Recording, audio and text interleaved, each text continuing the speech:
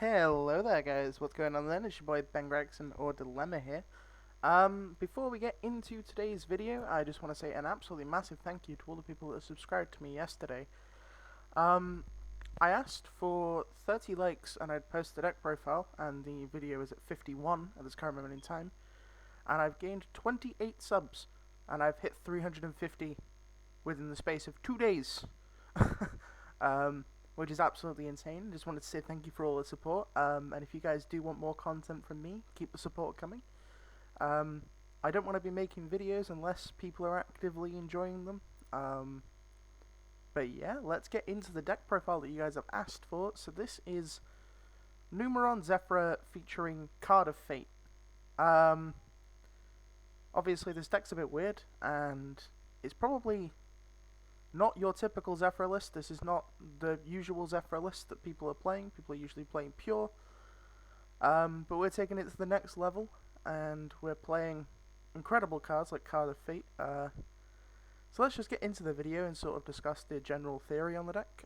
So for the actual Zefra engine, we're playing 3 Oracle, 3 Providence, 3 Zefra 3 Zefraxi, 3 Zefrath, 1 Thuban, 1 Axiton, 1 Pilica, 1 Wendy. There are a couple of people playing the level 2 Shadol Zefra, that being Musa, because he's using it to make a Mega. I wanted to keep my Zefra monster count slightly lower than usual, because I wanted to fit in a singular copy of Ash Blossom, which might seem weird, but in the later game, because you put your Croc back with Zefra Path, you can do the Croc combo again, and I'd like to be able to just stack a useful card rather than just stacking another Planet Pathfinder. So stacking Ash is usually what I'm doing. As another piece of interaction for our opponent's turn.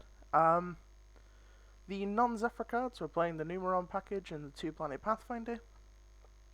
This is for our ability to get to the Numeron engine as quickly as possible. Pathfinder is also a Zefra card in its own right. Allowing us to search Oracle, search Zefrath, all the good stuff. If our hand is a bit suboptimal, we can use Planet Pathfinder to get to Zefrath, so we can minimum end on 2 disruptions by ending on Nui, 9 Pillars, and then War that's searched off of the Nui when it's popped, which is kind of cool. Then the interesting stuff, triple Card of Fate. This is probably the weirdest card that anybody's ever put in a deck ever. So the way Card of Fate works is both players choose a card at random from their deck. Both players choose a card from their deck, and then their opponent will pick 4 cards at random from their opponent's deck, shuffle said cards, and then 1 will get picked at random to be added to a player's hand. Now you might be thinking, oh, this is really bad because it's technically a -2. Well, your opponent gains an additional card, and you essentially just like upstart Goblin, right? Now the cool thing about Card of Fate is if your hand is good enough in Zefra to be able to combo, what your opponent has in their hand is not relevant, right? Because if your Utopia is exiling them, whatever they have in their hand doesn't do anything, it's just a blank. Worst case scenario, they add a hand trap to their hand and then they have a hand trap for you, but there's nothing that hand traps Numeron Network that's played in the current metagame. And the dip in Infinite Impermanence's popularity and Veiler's popularity just makes me feel a lot better about Card of Fate existing. Another cool thing about Card of Fate is you can actually search Gamma with it. So if your hand is already strong enough, you can just search Gamma as protection and then you can Omega them on top of everything else, which is ridiculous. Also, sometimes it searches Driver, which arguably quite bad. But if you played Zefra for long enough, you know that Driver is actually the best Zefra monster. This is an honorary Zefra. His name should be Cyframe Zefra rather than Cyframe Driver. Anybody who's played the deck for more than a month will understand why. Driver's the best card in all of Zefra.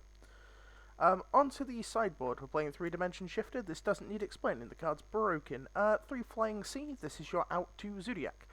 Obviously there's the argument that your opponent could make a generic Link 2, linking the Flying Sea off, but that requires them special summoning the Flying Sea to their side of the board, then making a generic Link 2, and then having an extender on top of it. Pure Zoo don't have the extenders, and Eldritch Zoo will either kill the Flying Sea with Lord, which means they're not killing your cards, or they'll just link it off and then they won't end on the Zodiac stuff that you don't want them to end on. Triple Wing Dragon of Ra Sphere mode. This has a weird niche in the format. This is more for the dueling book side of things rather than the actual competitive play. If you want to play a card that's more competitively viable, I'd suggest either Droplets, Impermanence, or any card to really deal with Vanity's Ruler. Book of Moon is another one that I've tested around with. But specifically for DB rated, Sphere mode's very good because there's a lot of Dragon Link still. There's also all sorts of deck like DDD floating around. So Sphere mode's slightly better for that scenario in particular. Same vein with Zefra and Epsilon. This is for all the trap decks that are on DB. I personally don't like playing Cosmic Cyclone in Zefra. I'd like the card that's advancing my game state to actually do something. Instead of just stopping my opponent, I'd like to continue. Epsilon also acts as multiple copies of Ash Blossom going against Eldritch, going second, because you can negate the Scarlet Sanguine, and then their Conquistador doesn't do anything. And then you get to Omega, rip a card out of their hand, do usual stuff. And then 3 evenly matched for all the rogue decks. And then the extra is relatively standard actually. We're playing 1 Ecam, 1 Diva, 1 Trini, 1 Katvari, 1 Gate Sunya. This is the most cuttable card in the entire extra. Kind of want to play Stardust Charge Warrior again. Kind of want to play another rank 6 or Zeus. But this is the most cuttable card. 1 Utopic Zuxel. This is pretty mandatory. Omega, Croc, Horus, Sheridan, M7, Nirvana High Paladin, Wind Pegasus Atticnista, Lambda, and Gravity Controller. You could also play the BLS link in the extra deck as well. That's something I've considered, because you can make it with Zefra New. So you can always make it with a level 5 or higher, making it like what it's supposed to be. But yeah, that's it for the deck list. If you do have any questions, remember to leave them in the comment section down below. Also, the Q&A video will be coming out this week, so if you have any questions for the Q&A, just leave a little tag saying for Q&A, and then whatever your question is. And yeah, that's going to be it for the video, guys. I really hope you enjoy. Thank you for all the support, and stay tuned for more Zefra content. Have a fantastic day, everybody.